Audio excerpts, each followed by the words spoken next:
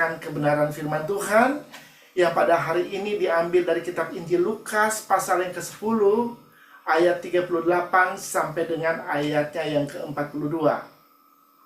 Sekali lagi, khotbah pada hari ini diambil dari kitab Injil Lukas pasal yang ke-10 ayat yang ke-38 sampai dengan ayatnya yang ke-42. Judul dari perikop ini adalah Maria dan Marta. Ketika Yesus dan murid-muridnya dalam perjalanan, tibalah ia di sebuah kampung. Seorang perempuan yang bernama Marta menerima dia di rumahnya. Perempuan itu mempunyai seorang saudara yang bernama Maria. Maria ini duduk dekat kaki Tuhan dan terus mendengarkan perkataannya. Sedang Marta sibuk sekali melayani. Ia mendekati Yesus dan berkata, "Tuhan, tidakkah Kau peduli bahwa saudaraku membiarkan aku melayani seorang diri? Suruhlah dia membantu aku." Tetapi Tuhan menjawabnya, "Marta, Marta, engkau khawatir dan menyusahkan diri dengan banyak perkara. Tetapi hanya satu saja yang perlu. Maria telah memilih bagian yang terbaik yang tidak akan diambil daripadanya." Haleluya. Sedemikian jauh pembacaan firman Tuhan pada hari ini. Saudara-saudara, kalau saya bisa kasih judul untuk khotbah pada hari ini, judulnya adalah Memilih yang Terbaik. Saudara-saudara yang terkasih dalam Tuhan Yesus Kristus, saudara percaya atau tidak, sadar atau tidak, hidup ini adalah tentang membuat pilihan-pilihan. Dan tentunya kita harus bisa membuat pilihan yang baik, bahkan yang terbaik di dalam kehidupan kita. Karena kalau kita salah dalam membuat pilihan di dalam hidup kita, itu bisa berakhir dengan kebinasaan dan kehancuran. Firman Tuhan yang kita baru baca tadi, ini menceritakan tentang dua orang perempuan kakak beradik yang bernama Maria dan Marta. Dan kedua orang ini sebenarnya mereka mempunyai seorang saudara laki-laki yang bernama Lazarus. Saudara tahu Lazarus? Lazarus adalah orang yang dibangkitkan oleh Tuhan Yesus. Ya, sesudah dia 4 hari mati dan dikuburkan, lalu Tuhan Yesus datang dan membangkitkan orang ini, saudara. Saudara bisa baca itu dalam kitab Yohanes pasal yang ke-11. Dan peristiwa yang kita baca ini terjadi di rumah Marta, di mana Yesus dan murid-muridnya singgah di rumah Marta dalam sebuah perjalanan. Dijelaskan dalam cerita ini sebagai tuan rumah yang baik. Tentunya Marta menyambut Tuhan Yesus di rumahnya. Dan dikatakan dalam Alkitab, Marta sangat sibuk untuk melayani Yesus dan murid-muridnya. Sementara Maria memilih untuk duduk di dekat kaki Yesus dan mendengarkan perkataannya. Apa yang dilakukan oleh Maria ini membuat Marta merasa kesel dan merasa terganggu, saudara, dengan apa yang dilakukan oleh Maria. Lalu dia protes kepada Tuhan Yesus, supaya Tuhan Yesus menyuruh Maria untuk membantu dia pada waktu itu. Kita bisa lihat di dalam ayatnya yang ke-40 dari Lukas pasal yang ke-10. Sedang Marta sibuk sekali melayani, ia mendekati Yesus dan berkata, "Tuhan, tidakkah engkau peduli bahwa saudaraku membiarkan aku melayani seorang diri? Suruhlah dia membantu aku." Saudara-saudara, waktu Marta protes kepada Tuhan Yesus, kita akan lihat apa yang menjadi respon dari Tuhan Yesus terhadap ucapan Marta ini. Di sini Yesus bukannya menyetujui, tetapi menegur apa yang dilakukan oleh Marta, saudara. Dia mengingatkan Marta tentang prioritas sebagai orang percaya. Bahkan di sini Tuhan Yesus memuji dan membenarkan apa yang dilakukan oleh Maria, saudara. Kita bisa baca itu di dalam Lukas pasal 10 ayat 41 sampai dengan ayat 42. Tetapi Tuhan Yesus menjawabnya, "Marta, Marta, engkau khawatir dan menyusahkan diri dengan banyak perkara. Tetapi hanya satu saja yang perlu. Maria telah memilih bagian yang terbaik yang tidak akan diambil daripadanya." Haleluya. Saudara-saudara, di sini kelihatannya seperti Tuhan membela apa yang dilakukan oleh Maria pada waktu itu. Kenapa Tuhan mengatakan Marta menyusahkan diri dengan banyak perkara, sedangkan Maria telah memilih bagian yang terbaik yang tidak akan diambil dari hidupnya? Yang pertama, saudara, Marta mengutamakan kewajiban, sedangkan Maria mengutamakan hubungan dan persekutuan dengan Tuhan, saudara. Saudara-saudara, Maria adalah tipe orang yang mengutamakan hubungan dengan Tuhan, mengutamakan persekutuan dengan Tuhan sebagai prioritas yang terutama di dalam hidupnya sebelum dia melayani Tuhan. Saudara-saudara, melayani Tuhan itu penting, karena kita memang sebagai orang percaya, semua kita disuruh dan dipanggil untuk melayani Tuhan. Amin. Jadi sebagai orang percaya tentunya kita harus melayani Tuhan. Tetapi kita tidak akan bisa melayani Tuhan secara benar kalau kita tidak mempunyai hubungan dengan Tuhan yang benar. Ya, sekali lagi, saudara tidak akan bisa melayani Tuhan dengan benar kalau Anda tidak mempunyai persekutuan dengan Allah yang benar. Jadi, persekutuan dan hubungan dengan Tuhan itu perlu dibangun di dalam hidup kita, saudara. Karena hubungan dengan Tuhan akan membuat kita bisa mengenal Dia lebih dalam lagi. Kita bisa mengenal siapa Tuhan yang kita sembah, sehingga kita bisa mengerti apa yang menjadi kehendak Dia di dalam kehidupan kita. Maria tahu pentingnya mengenal Tuhan terlebih dahulu, sebelum dia bisa melayani atau melakukan pekerjaan Tuhan. Jadi kalau dia melayani Tuhan itu bukan karena kewajiban, saudara, tetapi karena dia sungguh-sungguh mengenal Tuhan yang dia sembah. Karena dia sungguh-sungguh mengasihi Tuhan. Kalau dia bisa melayani Tuhan, itu karena dia mengenal Tuhan dan dia mengucap syukur untuk kebaikan Tuhan yang dia rasakan di dalam hidupnya, yang dia tidak bisa balas dengan apapun yang akan dia lakukan di dalam hidupnya. Saudara-saudara, sebenarnya apa yang dilakukan oleh Marta dan Maria ini adalah hal yang penting. Tetapi tentunya di dalam kehidupan kita, ada hal-hal yang penting juga yang kita harus lakukan. Tapi dari hal-hal yang penting itu, ada hal yang paling penting atau hal yang terpenting. Amin. Ada hal-hal yang utama, saudara. Makanya ada satu istilah dalam bahasa Inggris, first things first. Ya, artinya hal-hal yang paling penting harus didahulukan, harus diutamakan di dalam hidup kita. Kita harus mengutamakan hal-hal yang utama terlebih dahulu di dalam hidup kita. Saya kasih contoh, ya, misalnya makanan dan uang atau harta. Saudara, kedua hal ini sama-sama penting, ya. Tetapi kalau kita disuruh untuk memilih antara makanan dan uang atau harta, mana yang Anda akan pilih? Ya, saya percaya kita akan memilih untuk memiliki makanan daripada memiliki harta, saudara. Anda bisa memiliki harta yang banyak, uang yang banyak, tetapi kalau Anda nggak mempunyai makanan, Anda tidak akan bisa bertahan hidup di dunia ini. Amin. Kita nggak akan bisa bertahan hidup di dunia ini. Ya, Anda bisa punya banyak uang, tapi kalau Anda nggak punya makanan, uang itu tidak bisa membuat Anda kenyang, saudara. Anda perlu makan untuk bisa bertahan hidup di dunia ini. Ya, sama seperti yang terjadi di zaman Yusuf, saudara. Kita tahu bahwa pada waktu itu terjadi masa kelaparan di dunia di zaman Yusuf hidup.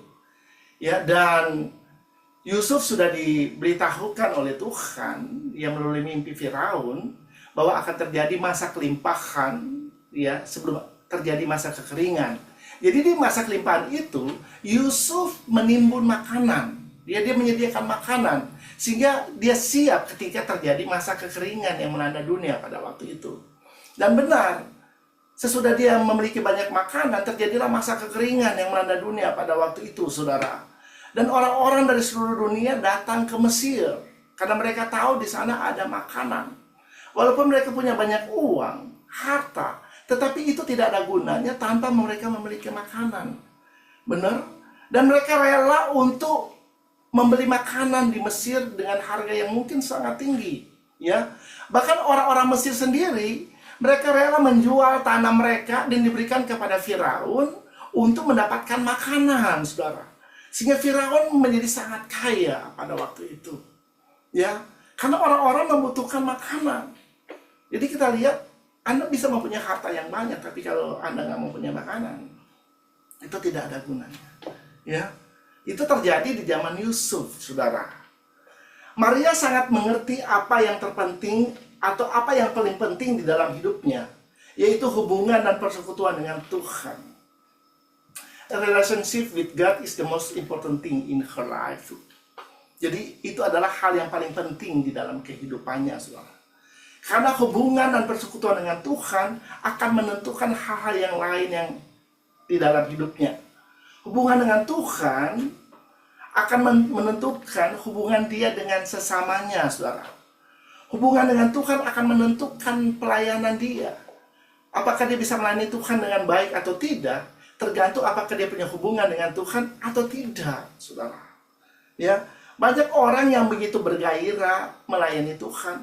Ya tentunya kita harus bergairah melayani Tuhan. Kita harus antusias, bersemangat dalam melayani Tuhan. Ya, tetapi kadang-kadang mereka melupakan persekutuan dengan Tuhan, saudara. Udah asik melayani Tuhan, lupa bahwa mereka butuh persekutuan, hubungan dengan Tuhan, saudara. Saudara, melayani pekerjaan Tuhan itu penting, tetapi hubungan dan persekutuan Tuhan itu adalah sesuatu yang sangat penting yang harus ada dalam kehidupan orang percaya.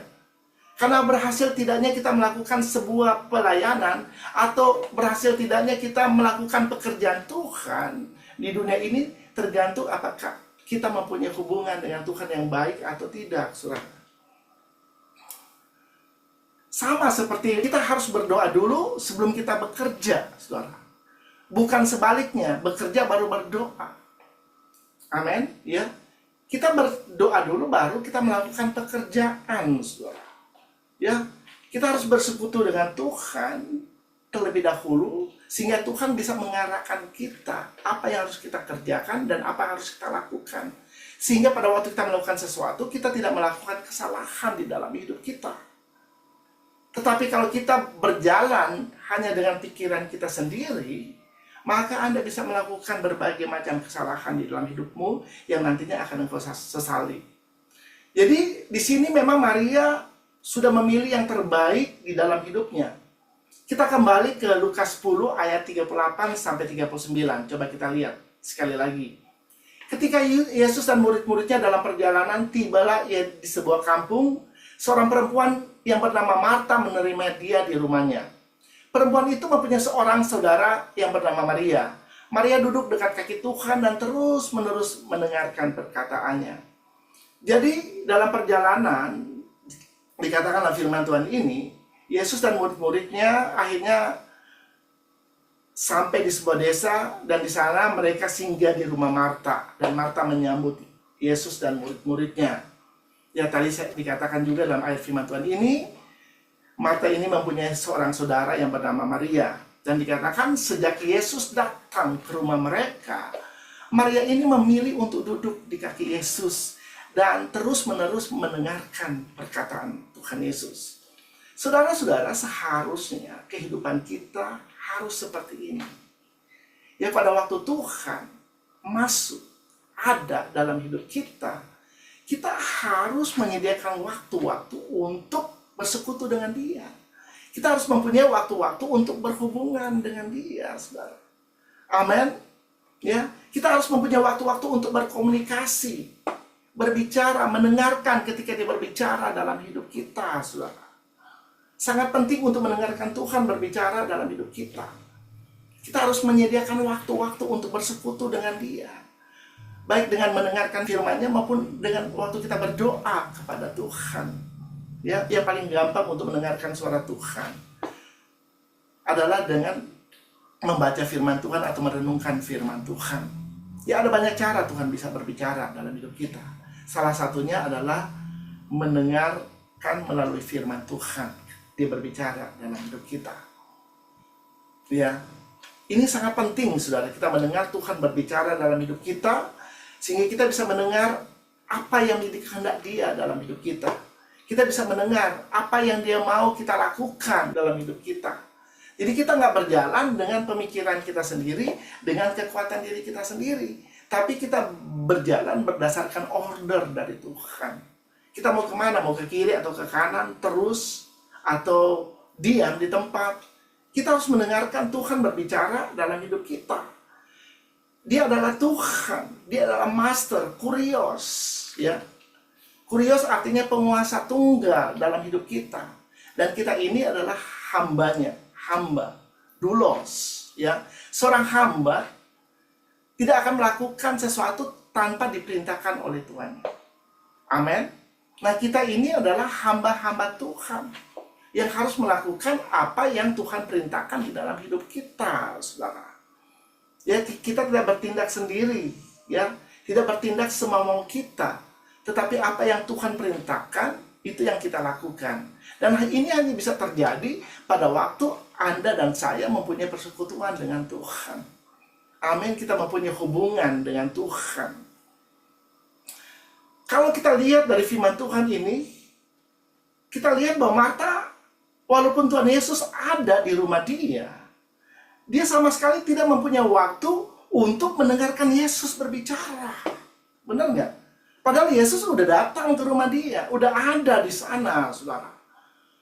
Justru Maria yang terus-menerus mendengarkan perkataan Yesus. Marta justru sibuk dengan urusan macam-macam, saudara. Dia nggak punya waktu untuk berbicara dengan Tuhan. Mungkin bagi manusia apa yang dilakukan oleh Marta ini kelihatannya sepertinya adalah sesuatu yang baik. Ya, dia sibuk untuk melayani orang-orang yang datang ke rumahnya, yang pada waktu itu Yesus dan murid-muridnya, saudara. Dia melayani tamu-tamu yang datang ke rumahnya. Coba kita lihat sekali lagi Lukas 10 ayat 40. Ya. Dikatakan sedang Marta sibuk sekali melayani. Ya, jadi di sini kita lihat Alkitab menjelaskan Marta sibuk sekali melayani sampai-sampai dia nggak punya waktu untuk berbicara kepada Tuhan pada waktu itu. Dia nggak punya waktu untuk mendengarkan Tuhan berbicara kepada dia. Ya. Yang salah dalam kehidupan kita adalah seringkali kita melakukan pekerjaan Tuhan, melayani Tuhan, tetapi kita nggak punya waktu untuk mendengarkan Tuhan dalam hidup kita. Kita nggak mempunyai waktu untuk mendengarkan orang yang memberikan pekerjaan kepada kita, orang yang mempunyai pekerjaan itu dalam hidup kita. Saudara, ini sangat penting, saudara. Karena banyak orang yang melayani, tetapi sama sekali nggak mempunyai hubungan dengan Tuhan. Ataupun kalau mempunyai hubungan dengan Tuhan, hubungan dengan Tuhannya gitu-gitu aja, saudara. Nggak punya kualitas time bersama dengan Tuhan. Tidak benar-benar membiarkan Tuhan berbicara sesuatu di dalam hidupnya. Jadi, pada waktu dia bertindak, dia bukan bertindak menurut arahan Tuhan, tetapi dia bertindak dengan kekuatan diri dia sendiri. Dan akhirnya bisa berakhir dengan kegagalan dan kegagalan, saudara. Saudara, fokus kita seharusnya kepada kedua hal itu, yaitu kita harus mempunyai hubungan dengan Tuhan dan kita juga harus melayani Tuhan. Ya, kedua hal ini harus berjalan seimbang dan paralel, saudara, dalam hidup kita. Ya, kita punya hubungan yang benar dengan Tuhan dan juga kita melayani Tuhan. Jangan kita hanya terfokus untuk melayani Tuhan, tapi melupakan bahwa kita juga harus mempercayai persekutuan dengan Tuhan. Karena ini merupakan sebuah hal yang sangat krusial, sangat penting dalam hidup kita. Ya, jadi jangan sampai kita udah melayani Tuhan, melayani pekerjaan Tuhan, tapi melupakan yang memberikan pekerjaan itu di dalam hidup kita. Saudara-saudara, di Alkitab ada cerita tentang seorang nabi yang bernama Elia.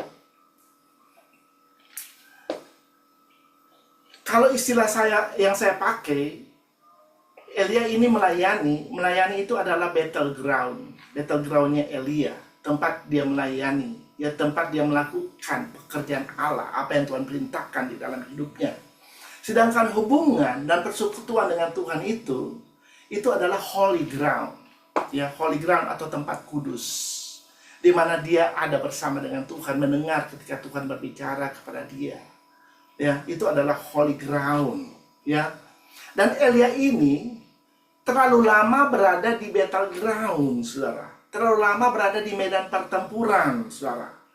Sehingga dia lupa dia harus kembali kepada holy ground, atau dia harus kembali bersekutu dengan Allah.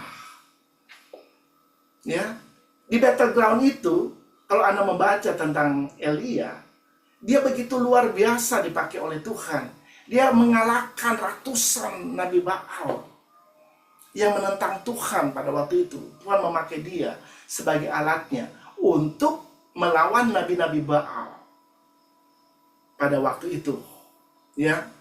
Tetapi kalau Anda membaca dalam cerita ini, keesokan harinya dia lari ketakutan, dikejar-kejar oleh Isabel. Yang namanya Isabel. Ya, memang sebel sekali. Isabel, ya. Isabel ini adalah istri dari Raja Ahab, saudara. Dia adalah penyembah Baal, saudara. Dan dia marah dengan apa yang dilakukan oleh Elia kepada nabi-nabi Baal yang dibunuh oleh Elia pada waktu itu. Dan dia mau membunuh Nabi Elia. Jadi Nabi Elia ketakutan. Dia lari, dikejar oleh Isabel. Sampai dia mau mati rasanya kalau Anda membaca di dalam Alkitab. Ya. Nah, kenapa hal ini bisa terjadi? Ya. Karena Elia kelamaan di battleground. Ya. Tetapi lupa dia harus kembali ke holy ground. Ya, dia kelamaan di medan pertempuran, dia kelamaan di tempat pelayanan, tapi melupakan apa yang harusnya dia lakukan juga, yaitu holy ground, bersekutu dengan Allah. Dan akhirnya dia menjadi lemah. Dan pada waktu ada ancaman dari Isabel, dia ketakutan, saudara. Ya, karena dia sudah dalam posisi lemah. Ya, karena dia lupa bersekutu dengan Tuhan. Saudara, pentingnya kita bersekutu dengan Tuhan itu untuk membuat kita tetap kuat di dalam kekuatan kuasa Tuhan. Amin. Ya, Anda perlu bersekutu dengan Tuhan. Anda perlu menyediakan waktu-waktu untuk bersekutu dengan Tuhan, saudara. Ya, jangan kelamaan di battleground akhirnya lupa ke holy ground, saudara. Lupa balik bahwa Anda perlu persekutuan dengan Allah. Amin. Ya, kita harus kembali ke holy ground. Ya. Kalau istilahnya kalau baterai itu di-charge lagi, ya, supaya full. Ya. Jadi di-charge, ya. Kalau udah low baterai, ya, itu di-charge lagi sehingga full. Ya. Sehingga kita tetap kuat. Ya, situasi, tantangan, pencobaan bisa saja terjadi. Iblis bisa saja melemparkan berbagai macam pencobaan dalam hidup kita. Tetapi kalau Anda berakar di dalam Tuhan, ya, Anda mempunyai hubungan yang kuat dengan Tuhan, pasti Anda akan tetap kuat. Bukan dengan kekuatanmu, tapi ada kekuatan Tuhan yang ada di dalam hidupmu, sehingga engkau tetap kuat di dalam kekuatan kuasanya. Amin. Haleluya. Ya. Jadi jangan kita menjadi seperti Elia yang ketakutan, saudara. Ya. Mari, kalau mungkin Anda sekarang sudah jauh, Anda perlu kembali. Anda perlu kembali bersekutu dengan Tuhan dalam persekutuan pribadimu dengan Tuhan, sehingga engkau kembali bisa dikuatkan oleh Tuhan. Haleluya. Ya. Kita masih ayat 40, ya, kita perhatikan perkataan dari Marta. Tuhan, tidakkah engkau peduli bahwa saudaraku membiarkan aku melayani seorang diri? Suruhlah dia membantu aku. Ya. Apa arti dari perkataan Marta ini? Saudara, Marta ini dia melayani Tuhan, tetapi dia bersungut-sungut kepada Tuhan. Dia komplain kepada Tuhan. Ya. Dia berkata, Tuhan, tidakkah engkau peduli? Ya. Jadi Marta ini orangnya suka cari perhatian, saudara. Dia melakukan sesuatu untuk Tuhan, tapi dia mau supaya Tuhan melihat apa yang dia lakukan. Amin. Dia mau lihat. Dia orangnya suka show off, saudara. Tuhan, lihat dong, saya sudah melakukan ini, saya sudah melakukan itu untuk engkau. Kok Kenapa engkau tidak peduli dengan apa yang kulakukan terhadapmu? Apakah Tuhan benar-benar tidak peduli akan apa yang dilakukan oleh Marta? Sama sekali tidak, saudara. Tentunya Tuhan tahu apa yang dia lakukan buat Tuhan. Amin. Ya, kita nggak perlu cari perhatian sama Tuhan. Ya, Tuhan tahu apa yang kita lakukan kepada dia, saudara. Tuhan tahu, ya, dan Tuhan peduli apa yang kita lakukan buat dia. Apa yang kita lakukan buat Tuhan itu tidak akan pernah sia-sia. Ya, semua Tuhan pasti apresiasi kita, apa yang kita lakukan buat dia. Apa yang kita lakukan buat dia pasti ada upahnya, nggak akan pernah sia-sia, saudara. Ya, dan Tuhan selalu memperhatikan dan selalu peduli akan hidup kita. Dia bukan Tuhan yang pilih kasih atau Tuhan yang tidak adil, saudara. Ya, dia tetap peduli terhadap Marta, saudara. Dia bukan hanya peduli kepada Maria, tetapi juga peduli terhadap Marta, saudara. Ya, Marta ini orang yang suka meminta pujian. Ya, dia mau supaya dia dipuji dengan apa yang dia lakukan. Saudara, pada waktu Anda mau dipuji dengan apa yang Anda lakukan untuk Tuhan, maka apa yang kau lakukan buat Tuhan itu menjadi sia-sia. Ya, karena seharusnya pada waktu kita melakukan sesuatu untuk Tuhan, biarlah segala pujian, segala kemuliaan hanya bagi Tuhan, bukan untuk kita, saudara. Kita bisa melakukan segala sesuatu itu hanya karena anugerah Tuhan. Kalau Anda bisa melakukan ini, Anda bisa melakukan itu semua semata-mata karena anugerah Tuhan dalam hidupmu. Amin. Tuhan yang memakai hidupmu untuk melakukan pekerjaannya di muka bumi ini. Jadi kita tidak bisa meninggikan diri kita. Amin. Kita tidak bisa memuliakan diri kita sendiri. Tapi biarlah hanya Tuhan yang dimuliakan, hanya Tuhan yang dipuji dan disembah dalam hidup kita.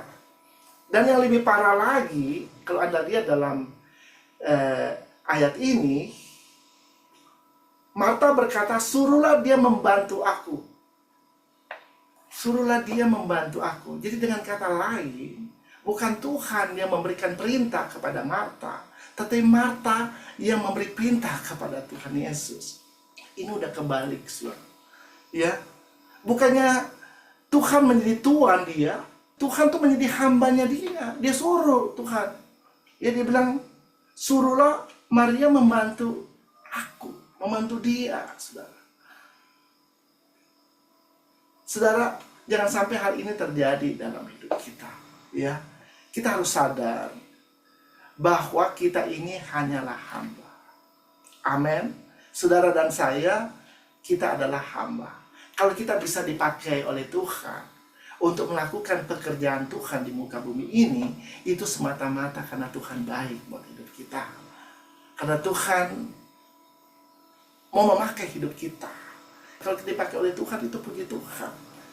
Ya, itu semua karena anugerahnya, saudara. Jangan ada yang memegahkan diri. Haleluya. Yang kedua, kita harus sadar bahwa bukan kita yang memberi perintah, tetapi Tuhanlah yang harus memberi perintah dalam hidup kita. Ya, kita harus sadar bahwa kita hamba dan Tuhan itu adalah Tuhan kita, master kita. Ya, jangan melayani tapi sentralnya diri kita sendiri atau senternya diri kita sendiri, berpusatkan kepada diri kita sendiri. Pusat pelayanan kita harus kepada Tuhan. Amin. Jesus is the center of everything. Ya, dia adalah pusat dari segala sesuatu. Yesus adalah pusat dari segala sesuatu yang kita lakukan. Haleluya. Ya. Dan di sini Marta merasa terganggu dengan situasi yang ada di sekitarnya. Dia tidak fokus kepada Tuhan, tetapi fokus kepada pekerjaan. Kita lihat respon Tuhan kepada Marta dalam ayat 41. Tuhan menjawab, Marta, Marta, engkau khawatir dan menyusahkan diri dengan banyak perkara. Ya, saudara, Marta ini dikatakan oleh Tuhan Yesus, dia sangat khawatir dan menyusahkan diri dengan banyak perkara. Ya, yang harusnya sebenarnya tidak perlu. Ya, dia khawatir dengan segala sesuatu yang dia lakukan. Saudara, kehidupan manusia itu sebenarnya seperti kita sedang berada di tabernakel. Saudara tahu tabernakel? Tabernakel itu adalah kemah suci. Di mana dalam kemah suci itu, kalau berbicara tentang kemah suci, ada halaman, ada ruang kudus, ada ruang maha kudus. Nah, kalau kita lihat di halaman itu begitu banyak orang di sana. Ya begitu hiruk pikuk, saudara.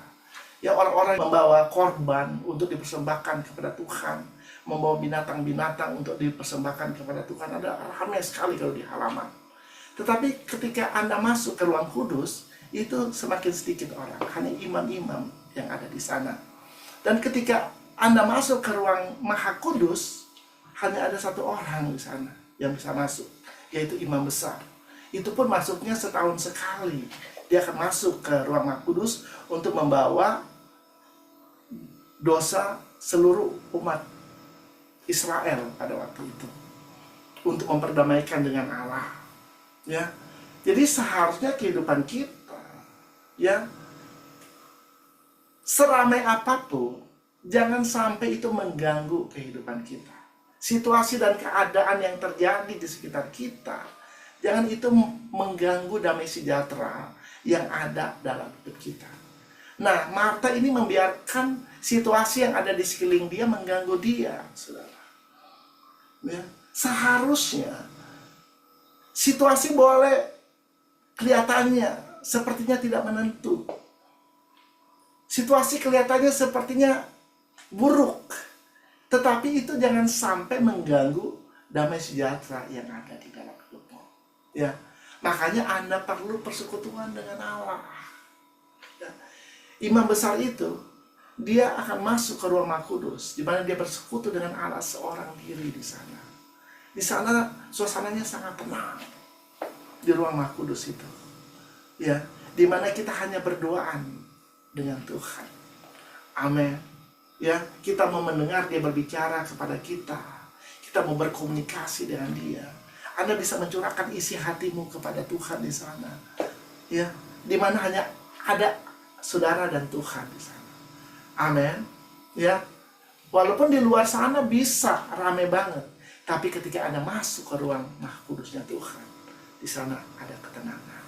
Amin. Ada damai sejahtera, ada ketentraman. Haleluya. Selanjutnya ayat 42, tetapi hanya satu saja yang perlu, Maria telah memilih bagian yang terbaik yang tidak akan diambil daripadanya. Saudara-saudara, hidup ini sekali lagi adalah pilihan, ya. Dan di sini Maria telah memilih yang terbaik yang tidak akan pernah diambil dari hidupnya. Sesuatu yang kekal, ya, sesuatu yang tidak pernah bisa diambil dari kehidupannya, saudara. Apa arti perkataan Maria telah memilih yang terbaik yang tidak akan diambil daripadanya?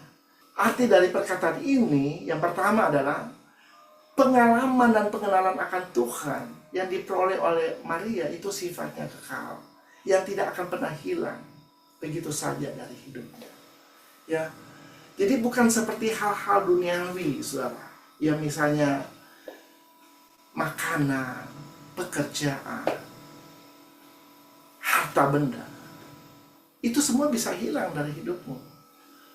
Ya, tetapi apa yang dimiliki oleh Maria ini, itu sifatnya kekal, yang tidak akan bisa diambil dari kehidupannya. Ya, yang kedua, waktu yang dihabiskan bersama dengan Tuhan Yesus dalam persekutuan dan keintiman, itu tidak bisa digantikan dengan apapun yang ada di dunia ini. Itu adalah sesuatu yang sangat berharga, yang tidak bisa diambil oleh siapapun juga, bahkan oleh waktu dan keadaan. Gak bisa diambil dari hidupnya. Saudara, pada waktu Anda bersekutu dengan Tuhan, pada waktu Anda berhubungan dengan Tuhan, itu adalah hal-hal yang sangat indah, hal-hal yang sangat pribadi, saudara, hanya antara engkau dengan Tuhan. Dan itu tidak akan bisa diambil oleh dunia ini. Amin. Ya, Anda perlu menyediakan waktu-waktu. Mungkin saat ini ada di antara kita semua yang mungkin sudah tidak punya waktu lagi bersekutu dengan Allah. Karena mungkin kesibukan-kesibukan yang kita lalui setiap hari. Ya, atau mungkin juga karena malas mungkin. Bisa saja, ya. Kita malas untuk bersekutu dengan Tuhan. Saudara, persekutuan dengan Tuhan ini sangat penting, saudara. Apakah Anda akan kuat atau tidaknya di dunia ini tergantung apakah Anda mempunyai hubungan dengan Tuhan atau tidak.